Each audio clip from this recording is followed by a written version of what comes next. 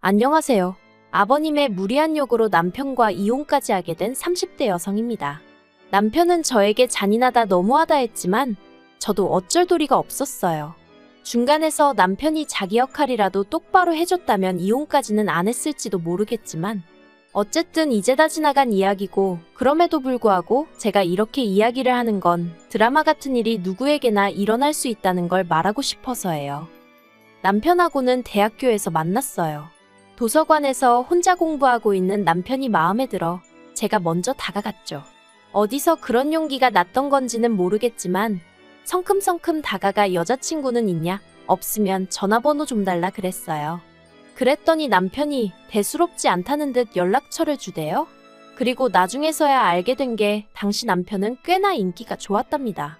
그래서 저뿐만 아니라 다른 몇몇 여학생들도 먼저 전화번호를 물어본 적이 있었던 모양이더라고요. 그런데 저는 그런 줄도 모르고 남편도 저에게 관심이 있어 순순히 연락처를 준 줄 알았고, 그래서 그때부터 한마디로 엄청 공을 들였어요. 연락도 자주 하고 잘 보이려고 이런저런 노력을 많이 했죠. 그리고 그 노력의 성과라고 해야 할지 사귀자는 말은 남편 입에서 먼저 나왔답니다. 대학교 4학년 말부터 연애를 시작했고 이후로 7년을 만났어요. 만나는 동안 어느 다른 연인들처럼 다투기도 했고 헤어진 적도 있었죠. 물론 다툼은 오래가지 않았고 헤어졌다가 일주일 만에 없던 일로 하기로 하고 뭐 그런 식이었지만요. 그래도 언젠가부터 결혼을 한다면 이 사람이랑 하겠구나 하는 확신 같은 게 있었어요. 비록 남편의 환경이 마음에 걸리긴 했지만 7년의 세월 동안 서로에게 믿음을 줬고 사랑하고 있었기에 어떤 고난과 시련이 닥치더라도 결국 다 극복해낼 수 있을 거라 믿었으니까요. 남편에 대해서 좀 더 이야기해보자면 남편의 환경, 특히나 가족관계가 무척이나 복잡했어요. 이제 이혼했으니 저와는 남남인 사이고, 그래서 제가 시시콜콜 이야기하는 게 옳은 일인 줄은 모르겠지만 어떻게 보면 남편과 제 갈등의 근원이기도 하니 조심스레 한번 이야기해보겠습니다. 일단 남편의 어머님께서 남편을 임신하셨을 당시 아버님이 바람을 피셨답니다. 그리고 아버님의 불륜 상대도 임신을 했다대요. 그런데 아버님은 어머님과 남편이 아닌 상간녀와 그 사이에서 나올 자식을 택하셨고 그 길로 집을 나가셨답니다. 그리고 그 충격으로 어머님께선 남편을 낳고 얼마 지나지 않아 해선 안 되는 선택을 하셨는데, 그래도 다행이었다고 해야 할지 남편의 처지를 딱하게 여긴 이모님 부부께서 남편을 거둬주셨대요. 남편을 입양하여 호적에 올리고 이후로 부모의 역할을 자처하신 거죠. 그리고 남편이 말하길 자기를 정말 사랑으로 정성스레 키워주셨다대요. 하지만 저희 친정에서는 남편의 이런 상황을 듣고는 결혼 상대는 아닌 것 같다고 하셨습니다. 저희 부모님은 소위 게임분들이시라고 믿어 의심치 않았었는데 막상 이게 제 일이라서 그런지 두 분 다 예상치 못한 반응을 보이셨죠. 특히 친정어머니께선 세상에 널리고 널린 게 남잔데 왜 그렇게 복잡한 사람을 만나느냐며 헤어졌으면 좋겠다 하셨습니다. 친정아버지의 반응도 별반 다르지 않았어요. 가족관계도 복잡한 데다가 이모님네가 먹고 사는 것도 빠듯하다면 결국 그쪽도 사람이니 저희 남편에게 바라는 게 생길 거고, 그걸 하나둘 들어주다 보면 끝도 없어질 거라며 저더러 그런 걸 다 감당할 자신이 있냐 뭐 그런 식으로 말씀을 하셨거든요. 하지만 저는 그분들은 그럴 분들이 아니라며 저희 친정아버지의 반대를 반대했습니다. 친정어머니한테도 가족관계라는 건 남편이 선택한 것도 아니고 남편의 실수로 만들어진 것도 아닌데 그 책임을 왜 남편에게 묻냐, 불공평하다며 따졌죠. 정말 눈에 뭐가 씌어도 단단히 씌었던 건지 이 세상에 친정부모님만큼 나를 생각해주고 걱정해줄 사람은 없다는 걸 깜빡 잊었었던 모양이에요. 결혼할 때 이모님네한테 따로 받은 지원은 없어요. 남편이 말하길 이만큼 키워주신 것도 감사한데 차마 장가간다 한 푼만 도와달라 소리는 못하겠다 했거든요. 그리고 저는 그런 남편의 입장을 이해해주기로 했습니다.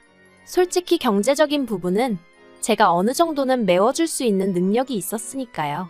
참고로 저희 친정아버지는 직원 수 60여 명의 사업체를 운영하고 계셨고 그 회사는 제가 물려받기로 되어 있었어요. 아무튼 그렇게 신혼살림은 제가 원래 살고 있던 아파트에서 시작을 했고 이후로는 한동안 크게 특별할 것 없는 무난하지만 행복한 하루하루를 그려나갔습니다. 그런데 결혼한 지 1년 만에 남편이 회사를 관두면서 상황은 제가 예상치 못한 방향으로 흘러가기 시작했네요. 남편은 제약회사 영업사원이었는데 사실 대학교를 졸업하던 당시만 하더라도 남편의 목표는 이쪽이 아니었어요. 하지만 아무리 노력해도 나오지 않는 어학 성적 때문에 애시당초 지원할 수 있는 회사가 많이 없었죠. 그리고 그나마 지원한 몇 개 안 되는 회사에서도 긍정적인 연락은 오지 않았고요. 그래서 어쩔 수 없이 대학 졸업 2년 만에 지금의 제약회사에 들어갔던 건데 적성에 안 맞는다며 그때부터 힘들어했던 게 사실이에요. 그리고 그럴 때마다 저는 남편에게 지금도 늦지 않았으니 다른 분야에 도전해봐라, 뭔가 배워봐라, 나름대로 이런저런 조언을 건넸는데 남편은 제 말을 그다지 귀담아 듣는 것 같지는 않더라고요. 그래서 저도 자기 나름대로 생각이 있으니 저러겠지 했는데 결혼하고 정말 1년 만에 저랑 상의도 없이 하루아침에 회사를 박차고 나온 거였죠. 황당해서 앞으로 어쩔 생각이냐 물었습니다. 이직을 할 생각이면 이직할 곳을 알아놓고 관둬야지. 아무 계획도 없이 그렇게 내키는 대로 행동하면 어쩌냐고. 당신은 이제 총각이 아니고 나와 같이 이 가정을 꾸려나가야 하는 가장이라고 화도 냈네요. 하지만 남편은 묵묵부답. 그렇게 저희는 결혼하고 처음 크게 다투고 서로 실망하고 그때부터 한마디도 나누지 않았어요. 서로를 마치 투명인간처럼 대했다고 할까요?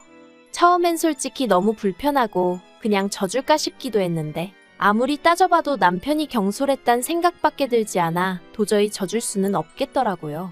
그리고 결국 일주일째 되던 날인가 평소처럼 출근하던 저를 남편이 붙잡더니 잠깐 얘기 좀 하자대요. 그렇게 식탁에 마주 앉고 남편이 잠깐 저를 바라보더니 솔직히 말하겠답니다. 자긴 원래 성격이 내성적이기도 하고 그래서 영업일을 하는 동안 정말 죽을 맛이었대요. 사장님 딸로 일평생 살아온 저는 모를 거라면서 사람들한테 이리 치이고 저리 치이고 거절당하면서 얼마나 상처를 받았는지 모른다나요. 그러면서 저더러 왜 자기를 이해해주지 않냐고 서운하다 하는데 남편의 주눅든 모습을 보고 있으니 왠지 미안하기도 하고 그래서 남편에게 물었습니다. 난 단지 앞으로 당신이 뭘 할 건지 그 계획이 궁금한 것뿐이라고요. 그랬더니 남편이 그래서 말인데라며 말문을 열더니 혹시 장인어른 회사에서 내가 일할 수는 없을까 하고 묻는 거예요. 솔직히 정말 그 말만은 안 했으면 했습니다. 남편하고 한 회사를 다닌다는 거 그것도 제가 상사고 남편이 부하 직원으로 정말 내키지 않는 그림이었거든요. 물론 그렇다고 남편이 제 상사가 되는 것도 당연히 싫었고요. 우리가 아무리 부부라지만 각자의 영역이 필요하다 생각했기에 남편이 그간 힘들어하는 걸 알면서도 친정아버지 회사 이야기는 하지 않았던 건 다 그런 이유가 있어서였는데 답답하고 속상하고 마음이 복잡하대요. 하지만 남편이 이후로도 몇 번이나 어찌나 간곡하게 부탁을 하던지 저는 도무지 남편을 더는 모른 척할 수가 없었고 그래서 조심스레 친정아버지께 혹시 남편이 와서 일할 자리가 있을지 여쭙습니다. 그리고 제 이야기를 듣곤 친정아버지 또한 꽤나 불편해하셨어요. 한 집안의 가장이란 사람이 혼자 어떻게든 방법을 찾으려고 해야지 와이프한테 징징거리는 게 말이나 되냐면서요. 그리고 저는 그런 친정아버지 앞에서 아무런 대꾸도 할 수 없었습니다. 솔직히 저도 같은 마음이었으니까요. 하지만 그래도 결국 친정아버지가 한 자리 마련해 주셨어요. 대신 다른 직원들하고 똑같이 바닥부터 올라오라고 다른 직원들하고 마찬가지로 일 못하고 성과 안 나오면 바로 해고하겠다는 말씀과 함께 말이죠. 그리고 그나마 다행히도 남편은 회사 내에서 크고 작은 구설수에 오르내리는 일 없이 묵묵히 맡은 바를 잘 해내주었습니다. 그래서 언젠가부턴 저도 언젠가 아버지께 완전히 회사를 물려받으면 남편과 함께 사업을 키워봐야겠다 하는 나름의 청사진도 그리게 되대요. 그런데 왜 좋은 일은 꼭 나쁜 일하고 같이 오는 건지 그렇게 저희가 결혼한 지 3년째 되던 해였습니다. 이모님 생신이었고 그래서 남편과 함께 이모님 댁을 찾았는데 이모님 표정이 왜인지 하루 종일 어둡기만 하더라고요. 그리고 그건 이모부님도 마찬가지셨습니다. 그래서 참다 못한 제가 저희한테 무슨 하실 말씀이라도 있으신 거냐 물었더니 한숨을 깊게 내뱉으시고는 남편의 아버님한테 연락이 왔답니다. 저는 처음에 제가 뭘 잘못 들은 줄 알았어요. 그래서 누구요? 하고 되물으니 맞게 들었다고 어머님과 남편을 버리고 상간녀와 그 자식을 따라 나가셨던 아버님한테 전화가 왔었다고요. 저도 저였지만 남편을 바라보니 얼굴이 허옇게 질려 있었습니다. 그리고 이후로는 솔직히 무슨 이야기가 오갔는지 기억도 잘 나지 않아요. 이모님하고 이모부님은 복잡한 표정을 하고 계셨고 남편 또한 그 속내를 읽기 어려운 얼굴을 하고 있었으니까요. 그리고 저는 그 세 사람에 비할 바는 아니었지만 그래도 역시나 놀랐던 게 사실입니다. 그래서 그냥 음식도 입으로 들어가는지 코로 들어가는지도 모르겠고 정말 정신이 하나도 없이 있다가 집에 왔어요. 그리고 며칠 뒤 남편이 아버님과 만나기로 했다며 나갔다 왔는데 이후로 정말 몇 날 며칠에 말 그대로 죽상을 하고 있더라고요. 그래서 보다 못한 제가 도대체 무슨 일이냐고 물었더니 그제서야 한다는 말이 아버님이 대장암이시래요. 그러면서 하나밖에 없는 아들 생각이 나서 찾아왔다며 지금부터라도 같이 살자 하시더랍니다. 어이가 없어서 어떻게 그러실 수가 있냐고 제가 화를 냈어요. 당신 태어날 때 옆에 계셔주시지도 않으셨다면서 이모님한테 양육비 한번 보내주신 적 없으시다면서 갑자기 이제 와서 왜 그러시는 거냐니까 상간녀하고는 진작에 이혼했고 상간녀와의 사이에서 낳은 애도 상간녀가 데려가 버려서 연락이 안 닿는다더랍니다. 그리고는 솔직히 그쪽에는 별로 정이 없었고 마음속으로는 늘 돌아가신 어머님과 저희 남편에 대한 미안함과 그리움 뿐이었다나요. 듣는 내내 어이가 없어서 남편한테 당신은 그 말을 믿는 거냐니까. 자기도 모르겠대요. 그리고 일단 당장은 편찮으시다 하니 뭐 하나 제대로 따지고 들 수도 없다면서? 그래서 제가 나는 화가 난다 했어요. 버릴 땐 언제고 이제 와서 아쉬우니 당신을 찾아오셨는가 본데 정말 이해가 안 된다 했죠. 그런데 그때 남편이 그래도 사람이 암이라는데 저더러 말 좀 조심하랍니다. 어이가 없더라고요. 이제껏 10년 넘는 세월을 남편 편에 서 있던 저인데 그런 제가 그 정도 말도 못하나 싶은 게 서운하기도 했고요.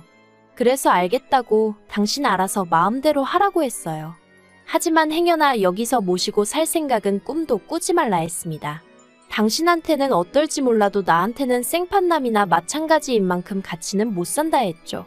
그랬더니 남편이 알겠다면서 혼잣말인지 저들으라고 하는 소린지 병원비는 어떻게 해야 하지 않은데 진짜 우라가 치민다는 게 이런 건가 싶더라고요.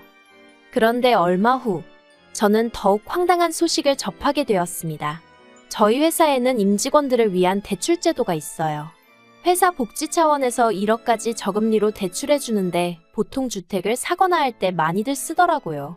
물론 제가 그 대출을 쓸 일은 없었지만요. 그런데 하루는 화장실에 갔다가 여직원들끼리 이야기하는 소리를 듣게 되었는데 저희 부부 이야기가 나왔습니다.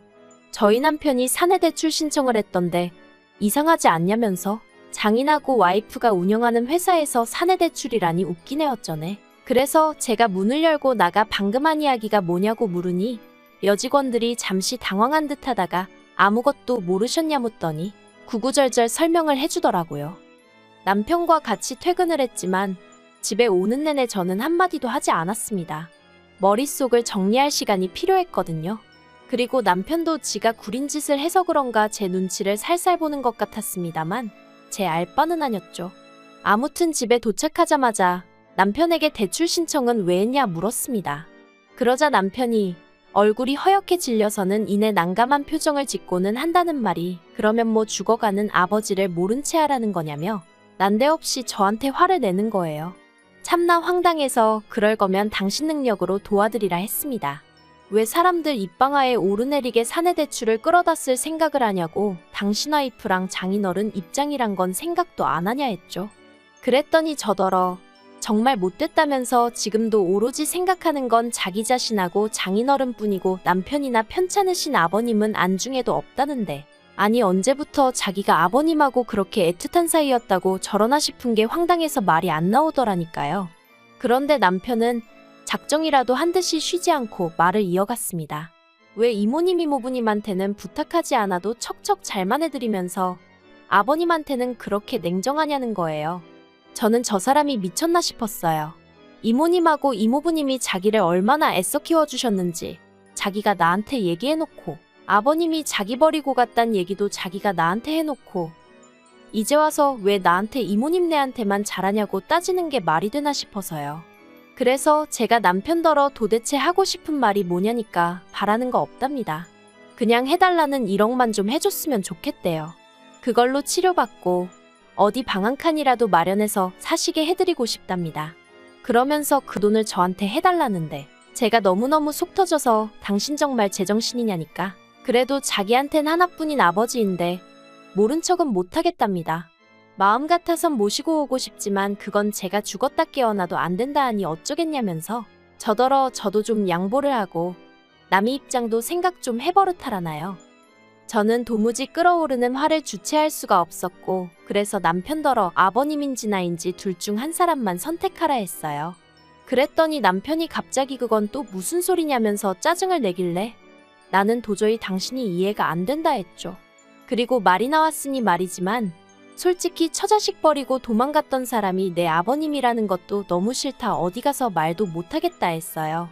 그나마 연락이 닿지 않는다니까 모른 채 살았다니까 남편은 그런 아버지 밑에서 자라지 않았으니 다행이다 싶어 계속 연애했고 결혼까지 한 거지. 만약에 그런 아버님 밑에서 줄곧 자란 사람이었다면 연애는 몰라도 결혼은 절대 하지 않았을 테니까요. 아무튼 남편은 둘 중 한 사람만 택하라는 제 말에 끝까지 제대로 된 답을 내놓지 못했고 그래서 저는 결국 남편과 이혼을 결심했습니다. 남편더러 효심이 끌어올라 주체가 안 되는 모양인데 그럼 어쩌겠냐고 아버님한테 가서 살아야 하지 않겠냐 했죠. 그리고는 빠른 시일 내에 정리할 거 정리해서 내 집에서 나가달라 했습니다. 회사도 당장 내일부턴 출근하지 말라고 했죠. 그리고 남편은 남편대로 그렇게 일순간에 마음 정리하고 돌아선 저에게 놀라기도 했고 자기 말로는 너무 무섭더라나요. 그래서 저희는 순식간에 이혼 서류에 도장 찍고 그렇게 남남이 되었어요.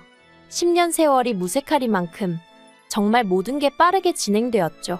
이모님과 이모부님은 무척이나 안타까워하시며 어떻게든 제 마음을 돌리려고 애를 쓰셨지만 보시다시피 잘 안 됐어요.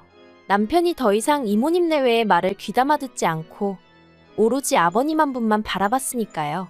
그리고 그런 남편을 앞장 세우고 아버님은 나날이 더 기고만장해지셔서 이모님에게 소식을 전해 듣기론 내 자식한테 부모 행세하며 효도받지 않았냐고 그거 다 토해내라 그런 말씀까지 들으셨답니다.